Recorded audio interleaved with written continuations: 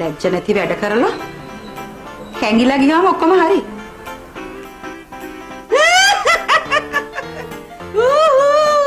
රෙවටුනානි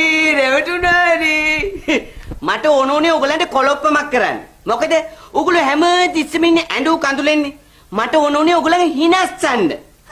නැතුව මේ මෙලෝ හසරක් දන්නේ නැති එක කිතා ලියවන්න මට පිස්සුද?